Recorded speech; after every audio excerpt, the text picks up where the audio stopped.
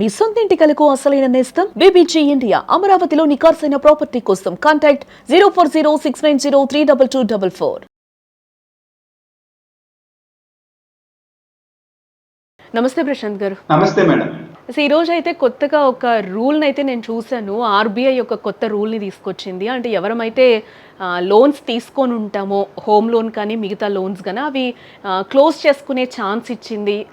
ఇది కొంచెం క్లియర్గా అర్థమయ్యేటట్లు అందరికీ కూడా చెప్తారా? అసలు ఎట్లా క్లోజ్ చేసుకోవాలి, ఎంత ఇంట్రెస్ట్ రేట్ ఏమన్నా ఇక్కడ తగ్గే అవకాశం ఉందా? కొంతమంది మనీ ఉన్నప్పుడు క్లోజ్ చేసుకుంటే అయిపోతుంది అని కూడా చాలామంది ఆలోచించిన సందర్భాలు కూడా మనకి కనిపిస్తూ ఉంటాయి. ఇలాంటి వాళ్ళకి ఆర్బీఐ ఒక గుడ్ న్యూస్ చెప్పినట్టుగానే తెలుస్తుంది. ఒకసారి క్లియర్గా మీరు ఎక్స్ప్లెయిన్ చేయగలుగుతారా? తప్పకుండా మేడం. ఇప్పుడు రీసెంట్గా వచ్చిన అప్డేట్ ఏంటంటే జనవరి 1 నుంచి 2026 నుంచి మొన్నటి వరకు ఏదైనా పర్సనల్ లోన్ కానీ, హోమ్ లోన్ కానీ, లేకపోతే మార్టిగేజ్ లోన్ కానీ, ఏ లోన్ అయినా సరే ఏదైతే ఫ్లోటింగ్ రేట్ ఆఫ్ ఇంట్రెస్ట్ కేటగిరీలో ఉన్నాయనుకోండి, వాటికి సంబంధించి లోన్ ప్రీ క్లోజర్ కానీ పార్షియల్ క్లోజర్ కానీ మనం చేసుకోవాలనుకుంటే కనుక ఛార్జెస్ అనేవి కొంతమంది ఛార్జ్ చేసేవాళ్ళు, కొంతమంది ఛార్జ్ చేసేవాళ్ళు కాదు. 1 year లోపు చేస్తే మాత్రం ఖచ్చితంగా అందరూ ఛార్జ్ చేసేవాళ్ళు. దాన్ని ఏం చేసిందంటే ఆర్బీఐ ఇప్పుడు కస్టమర్ తీసుకున్న లోన్ కి అతని దగ్గర డబ్బులు అందుబాటులో ఉన్నప్పుడు అతను మంత్లీ కట్టుకోవాల్సిన అవసరం లేదు, నాకు నేను మొత్తం తీర్చుకుంటాను అన్నప్పుడు దానికి మీరు పెనాల్టీ ఎందుకు ఛార్జ్ చేస్తారు? అది చేయడం కరెక్ట్ కాదు. కస్టమర్ కి అవకాశం ఉన్నప్పుడు అతను క్లోజ్ చేసుకోవడానికి మీరు అవకాశం అనేది ఖచ్చితంగా ఇవ్వాలి, దాని మీద ఏ ఛార్జెస్ చేయకూడదు అని చెప్పి ఆర్బీఐ రూల్ అనేది పాస్ చేసిందండి. ముఖ్యంగా మనం చూస్తే కనుక ఇప్పుడు మొన్నటి వరకు పర్సనల్ లోనే ఉందనుకోండి, మీరు ఒక 10 lakhs పర్సనల్ లోన్ తీసుకున్నారు, ఒక 1 year తర్వాత మీరు మంత్లీ ఈఎంఐస్ కట్టిన తర్వాత అదొక అవుట్ స్టాండింగ్ ఒక 8.5 lakhs ఎంతకు వచ్చింది, మీకు సడన్ గా డబ్బులు అరేంజ్ అయినాయి, 8.5 lakhs అరేంజ్ అయినాయి. సో మీరు ఏం చేస్తారంటే నెల నెల ఎవరు కడతారు? 16,000 20,000 ఈఎంఐ నాకు కట్టే బడ్డీని పోతుంది, నాకు డబ్బులు వచ్చినాయి కాబట్టి 8.5 lakhs నేను కట్టేస్తానంటే వాళ్ళు 3 నుంచి 4% వరకు ఛార్జ్ చేసేవాళ్ళు. దేని మీద? ఆ అమౌంట్ అవుట్ స్టాండింగ్ ఎంత అయితే ఉందో దాని మీద. అంటే ఆల్మోస్ట్ ఇంకొక 50,000 ఎక్స్ట్రా కట్టి మనం ప్రీ క్లోజ్ చేసుకోవాలి.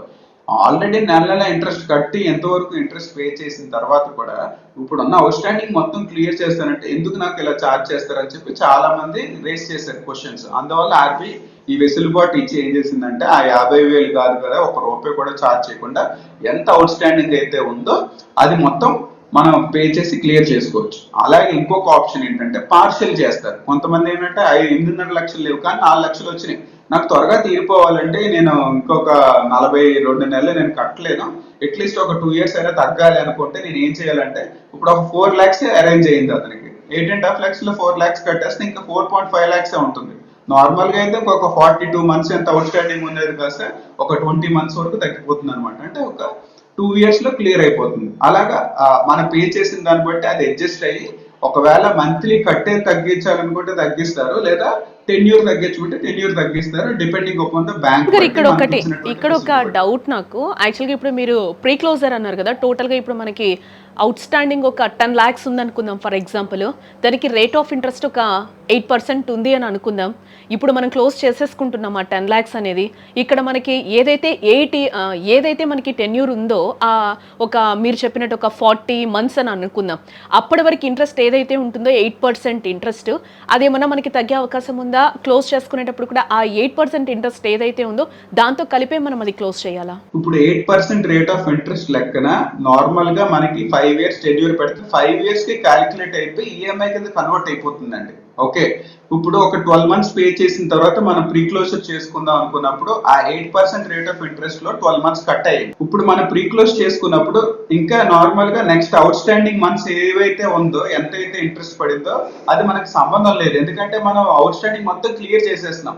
మనం తీసుకున్న ఒకవేళ 10 lakhs తీసుకున్నాం, అవుట్ స్టాండింగ్ 8 lakhs ఉంది, ఆ 2 lakhs మనం ఇంట్రెస్ట్ ప్లస్ ప్రిన్సిపల్ తో కలిపి మనం అక్కడ కట్టాం కాబట్టి ఓన్లీ అవుట్ స్టాండింగ్ 8 lakhs ఎంత అయితే ఉందో దానికి సంబంధించి ఇంకా ఇంట్రెస్ట్ ఏం పడదు, మొత్తం మనం క్లియర్ చేసి క్లోజ్ చేసేయచ్చు. సో మనకి 8% ఉన్నా 10% ఉన్నా మనకు సంబంధం లేదు. ఒకవేళ మీరు అడిగి ఇంకో సెకండ్ ఆప్షన్ చెప్పాను, పార్షియల్ గా చేస్తే కనుక ఆ 8% మాత్రం తగ్గదు మేడం, అది కంటిన్యూ అవుతుంది.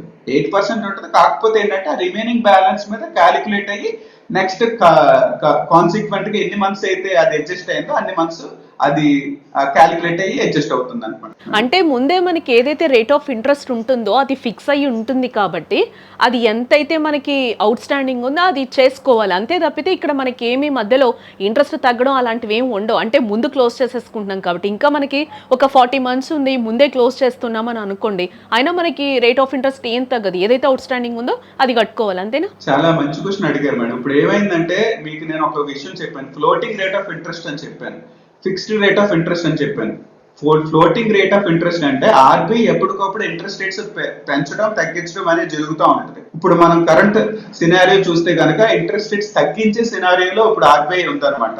మనకి కోవిడ్ అప్పుడు ఆల్మోస్ట్ బాగా పీక్స్కి వెళ్ళిపోయింది ఇంట్రెస్ట్ రేట్స్, ఇప్పుడు తగ్గుతుంది, తగ్గుముఖం పడుతుంది కొంచెం కొంచెం. ఇప్పుడు రెపో రేట్ వచ్చి 5.25% ఉంది.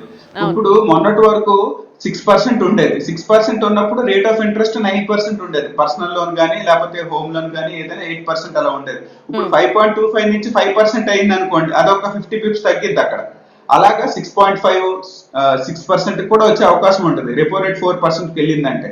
కాబట్టి ఎప్పుడైతే ఫ్లోటింగ్ రేట్ ఆఫ్ ఇంట్రెస్ట్ పెడతామో అప్పుడు మనకి అడ్వాంటేజ్ ఉంటుంది. మీరు అడిగినట్టు ఇంట్రెస్ట్ రేట్ తగ్గిద్ది, కానీ యాక్చువల్గా ఈ floating rate of interest rate అనేది పర్సనల్ లోన్ కి వర్తించదు. పర్సనల్ లోన్ ఎప్పుడు ఫిక్స్డ్ రేట్ ఆఫ్ ఇంట్రెస్ట్ లోనే ఉంటుంది, కానీ హోమ్ లోన్ ఉంటుంది కదా, అది ఖచ్చితంగా ఫ్లోటింగ్ రేట్ ఆఫ్ ఇంట్రెస్ట్ అనేది ఆఫ్ చేయాలి ఎవరైనా సరే.